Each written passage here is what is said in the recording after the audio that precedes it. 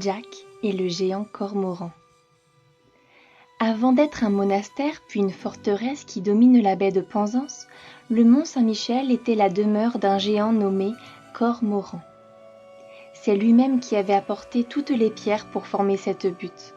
Sa force était prodigieuse, mais il lui avait fallu beaucoup de temps pour les amener et les amasser en cet endroit d'où il pouvait surveiller tout le pays. De plus, il se terrait dans une grotte qu'il avait aménagée, ce qui lui permettait de surprendre tous les intrus qui se risquaient jusque-là. Alors, il se précipitait hors de la grotte et ceux qui ne pouvaient s'échapper étaient broyés entre les mains puissantes.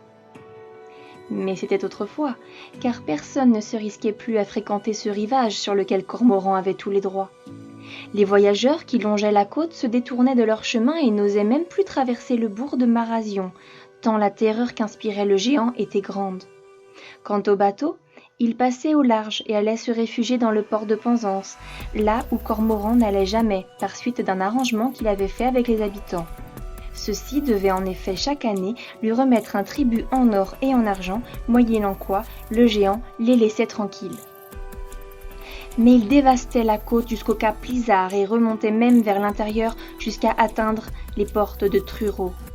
Quand il apercevait un troupeau de vaches, il s'en emparait et le ramenait jusqu'à sa butte. Là, il en faisait sa nourriture favorite car il aimait beaucoup la viande.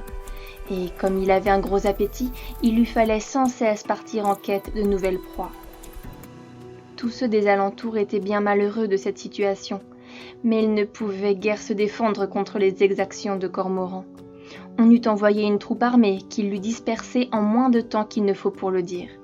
C'était déjà arrivé plusieurs fois dans le passé, et les audacieux n'avaient dû leur salut que dans une fuite précipitée, affolés qu'ils étaient par les hurlements de rage que poussait Cormoran en s'efforçant de les rattraper. À cette époque, il y avait à Marazion un jeune homme du nom de Jack. Son père avait été ruiné à cause du géant, et lui-même se lamentait, ne supportant plus la présence de ce monstre qu'il jugeait encore plus odieux que dangereux. Car il était brave, ce Jack, et il n'avait peur de rien. Il lui arrivait souvent de dire qu'il débarrasserait le pays de Cormoran. Mais personne ne le prenait au sérieux, mettant sa vantardise au compte de sa jeunesse et de son inexpérience. Cela ne l'empêchait nullement de sortir toutes les nuits de la maison familiale et d'aller sur le rivage, se cacher entre deux rochers afin de surveiller les agissements du géant. Il attendait l'occasion favorable, mais se demandait en fait de quelle manière il pourrait vaincre un adversaire aussi redoutable.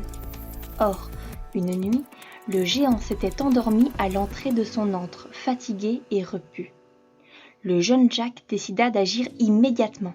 Prenant le soin de vérifier à chaque instant si Cormoran n'était pas sur le point de se réveiller, il creusa, pendant toute la nuit, avec acharnement, une large et profonde fosse à mi-chemin entre le mont et le rivage, là où, en se retirant, la mer laisse de grandes étendues de sable fin.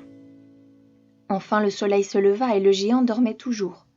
Jack jugea que la fosse qu'il venait de creuser était assez profonde. Alors il se plaça sur le bord de la fosse le plus éloigné du mont et, sortant un cor, il se mit à jouer très fort afin de réveiller le géant. Celui-ci sursauta, se redressa, se demandant quel était l'intrus qui se permettait de le troubler ainsi dans son repos. Jack continuait à souffler dans son corps. Alors Cormoran se leva et se précipita dans la direction d'où provenait le son. Car Jack avait bien prévu qu'il serait aveuglé par les rayons du soleil levant. Il ne distinguait ni Jack, ni la fosse. À grandes enjambées, Cormoran dévala les pentes du mont et s'engagea sur le sable à toute vitesse. Il tomba dans la fosse et se rompit les os. Ainsi disparut le géant Cormoran. Quand les gens des alentours apprirent qu'il était mort, ils vinrent tous au rivage et bouchèrent la fosse avec tous les rochers qu'ils purent transporter. C'est pourquoi aujourd'hui encore, on peut voir à mi-chemin entre le mont Saint-Michel et Marazion un gros bloc de rochers qui surgit du sable. C'est la tombe de Cormoran. Quant à Jack, on lui donna le surnom de tueur de géants.